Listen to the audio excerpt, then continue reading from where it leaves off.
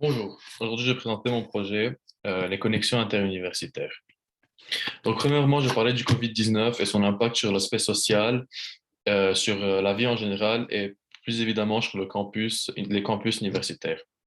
Donc pour remédier à ce problème, le conseil d'administration qui réunit HEC, l'École polytechnique de Montréal et l'UDM ont décidé de construire un projet multizone pour les étudiants. Donc premièrement, je présentais le mandat. Puis je parlais de la division des zones, et puis je parlais du concours de génie de l'art. Donc, premièrement, le portrait du lieu. On voit comment la zone est répartie. Donc, celle-ci se trouve au milieu de trois universités, HEC, Polytechnique et UDM. On compte cumulativement entre ces trois universités, ces trois campus, environ 75 000 étudiants. De plus, la zone, celle qui est en jaune, c'est la zone qu'on va utiliser, a un espace d'environ 5 000 mètres carrés. Puis je parlais des contraintes. Donc, dans mon projet, 8 contraintes ont été citées. Bien sûr, je ne peux pas parler des 8 contraintes ici. Donc, je parlais sur quoi elles sont concentrées. Donc, on a principalement une concentration sur l'environnement, la répartition des zones et le bien-être des étudiants, bien sûr, et comment il peut se faire. Donc, pour les orientations, il y a trois orientations pour ce projet. Premièrement, l'échange et le repos. Deuxièmement, l'écologie. Et finalement, l'architecture. Donc, on cherche à avoir un projet qui est en faveur du repos pour les étudiants, qui respecte l'environnement et aussi qui offre une architecture moderne, réfléchie et apaisante pour les étudiants. Donc, maintenant, c'est la deuxième partie et je parlais de la division des zones pour les étudiants. Premièrement, c'est la zone commerciale qui prend à peu près 25% de la zone totale, aménagée pour accueillir des restaurants, un café et une zone de récréation. Celle-ci sera utilisée par les étudiants pour pouvoir étudier, profiter d'un bon repas avec leurs amis et tout simplement profiter de l'infrastructure qu'on offre. Deuxièmement, c'est la zone d'échange de biens et de services. Celle-ci est un conteneur qui sera aménagé comme café. Celui-ci sera facilement déplaçable, donc c'est un conteneur à la fin, il est non permanent. Euh, il est, il fonctionne en hiver et en été, bien sûr. Et en été, une zone supplémentaire sera ajoutée au café qui est déjà là.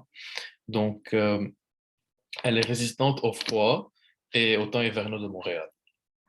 Et troisièmement, c'est la zone extérieure qui est aménagée au repos. Celle-ci sera constituée de hamacs, de chaises longues et de chaises reposantes, plus des tables de jeu comme des tables qui peuvent accueillir un jeu d'échecs ou un jeu de dames, plus des balles qui seront là pour permettre aux étudiants de jouer avec. Donc maintenant, c'est l'implantation du projet sur une carte. Donc on voit sur le PowerPoint comment le projet a été divisé. En jaune, c'est la zone commerciale qui est directement reliée au boulevard Édouard-Montpetit. Ça permet un accès facile, que ce soit pour les étudiants ou pour la cargaison qui veut alimenter les restaurants ou le café en supplément. Puis la zone rouge, la zone qui d'échange et de services, qui est le café. Le conteneur est situé sur la route qui mène déjà vers l'entrée du métro et les escalators qui mènent vers le campus de Polytechnique Montréal et UDM. Donc, ce café est positionné pour que les étudiants qui viennent et quittent leur université puissent facilement prendre un café et monter en classe.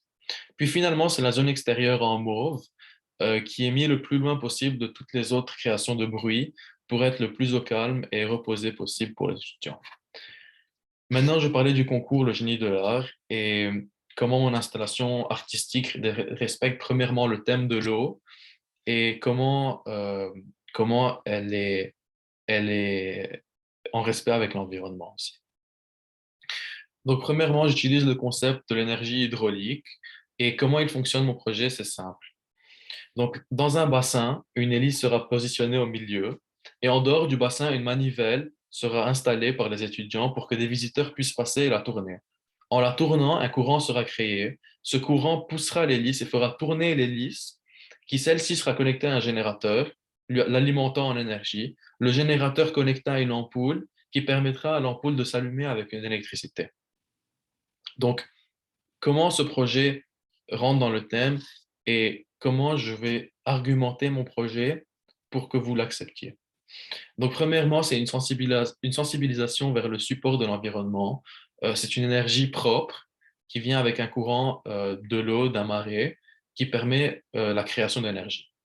Deuxièmement, ça permet aux étudiants de s'investir dans un projet créatif et technique. Et finalement, ça permet aux étudiants de se regrouper autour d'un même projet, donc qui les unit et qui leur permettra de créer des liens sociaux qui suivent toute la thématique de mon projet. Donc la conclusion, la clientèle visée sont les étudiants très clairement, situés au milieu de plusieurs campus universitaires, c'est notre visée principale. Pour le projet, on a une vision d'avoir un aspect moderne, réfléchi, avec un support de l'environnement et te permet de créer des liens sociaux entre les différents étudiants. Pour la répartition, on a 3 zones différentes avec un espace dédié pour le concours de l'art qui pourra être déterminé par les étudiants.